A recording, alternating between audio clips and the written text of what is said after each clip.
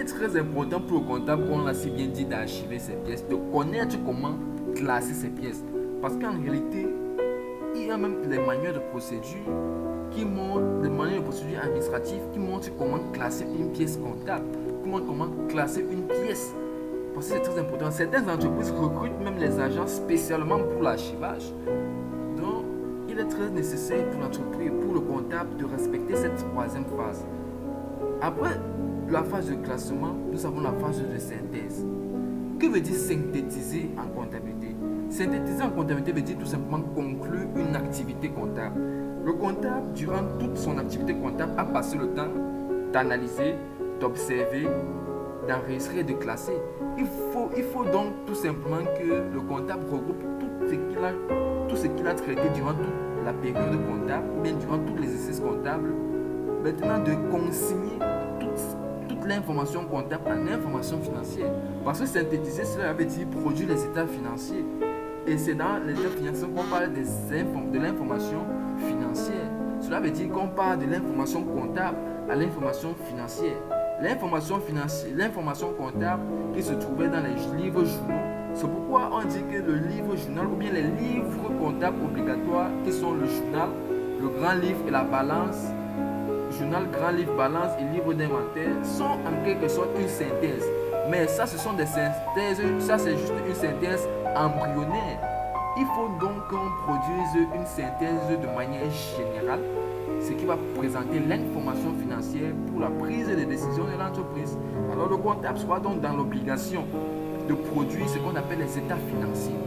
Et ces états financiers sont composés du bilan, du compte de résultats, du tableau de flux de trésorerie et des notes annexes. Le comptable devrait donc être en mesure de connaître comment remplir un bilan, comment remplir un compte de résultats, comment élaborer un tableau de flux de trésorerie et les notes annexes.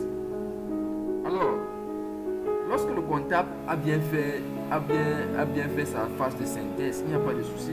Il vaut mieux maintenant qu'il présente cela aux dirigeants de la structure. Et surtout que les dirigeants de la structure ne sont pas forcément ceux-là qui ont fait finance à l'école ou bien qui ont fait comptabilité à l'école. C'est pour ça qu'il va donc passer à la phase de la communication. Cette phase de communication qui est également importante, il va falloir qu'il diffuse tout ce qu'il a eu à observer, analyser, tout ce qu'il a eu à observer, analyser, enregistrer, classer, synthétiser durant toute son activité comptable. C'est pourquoi il est très important pour un comptable de connaître ce qu'il fait. C'est pourquoi plus haut, au début de la formation, nous avons dit le comptable doit connaître où il va. Parce qu'à la fin, il doit dire ce qu'il a fait.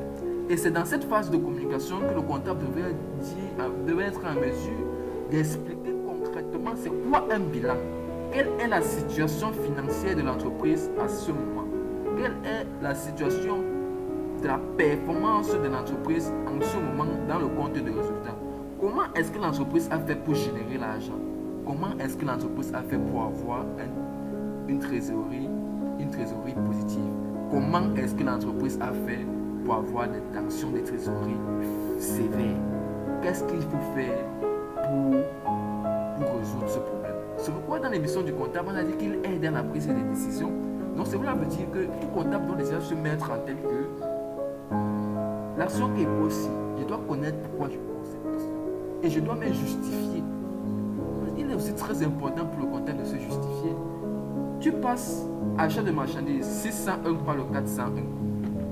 Mais pourquoi est-ce que tu passes 601 par le 401? Tu dois être en mesure de te justifier par un référentiel. Tu dois être en mesure de te justifier. En fait, c'est ça l'activité comptable. Pour un comptable qui a maîtrisé. Parce que là, d'ailleurs, il y a deux types de comptables. Il y a des comptables qui ont appris la comptabilité.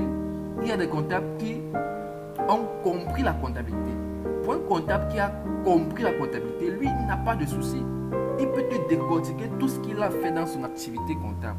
C'est pourquoi cette phase de communication est très nécessaire pour un comptable qui a compris la comptabilité. On peut donc dire de manière générale, le processus comptable ou bien la démarche comptable relève de la phase quantitative dans laquelle le comptable manipule les chiffres et de la phase qualitative dont nous venons de dire la phase de communication. Merci.